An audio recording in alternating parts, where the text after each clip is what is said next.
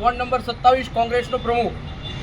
આજરોજ સાંજે 8:30 વાગે અમારો કાર્યકર્તા રાજવીરસિંહ કુશવાનો ફોન આવ્યો કે સાહેબ અમારા વિસ્તારમાંથી ગેરકાયદેસર પાણીનું વેચાણ થાય છે અને ટેન્કરો દ્વારા 24 કલાક અહીંથી ટેન્કરોની અવરજવર થાય છે અને એના લીધે ઘણી વખત પાણીના ટેન્કરો ફૂલ ભરેલા હોય છે, એના લીધે પાણી છલકાઈ જાય અને નીચે પડે છે અને એના લીધે જે ત્યાંથી બાઇક ચાલકો ખાસ કરીને લેડીઝો અને તેમજ વિદ્યાર્થીઓ ત્યાંથી પસાર થાય છે તે ટાઈમે પડી જાય છે અને ઘણાના હાથને પગ તૂટ્યા છે.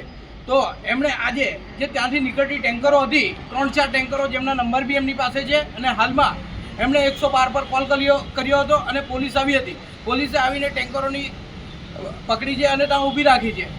ત્યારબાદ અમે અહીં એમની સાથે મારા સાથી મિત્ર શશીભાઈ દુબેજી, અમારા કોંગ્રેસના વરિષ્ઠ નેતાજી, તેમજ અમારા વિનય મૌર્ય સુરત શહેર કોંગ્રેસ મંત્રી, તેમજ અમારા જાબા જેવા મૌર્ય સમાજના આગેવાન કમલેશ મૌર્યજી જે મારી સાથે અહીંયા હાજર છે. તે ઉપરાંત અહીં જે જગ્યા પર ઘટના બની છે ત્યાં 200 થી 250 લોકો ત્યાં જમા છે. એટલે અમારું કહેવું એવું છે કે વહેલી તકે આ જે 2 નંબરના પાણીના જે વેપાર થાય છે એ બંધ થવું જોઈએ અને જે ટેન્કરો 24 કલાક ત્યાં બધા કામદાર લોકો રહે છે એના લીધે લોકોની ઊંઘ પણ હેરાન થાય છે. તો તાત્કાલિક ધોરણે સાહેબને નમ્ર વિનંતી છે કે આ ટેન્કરો બંધ થવું જોઈએ.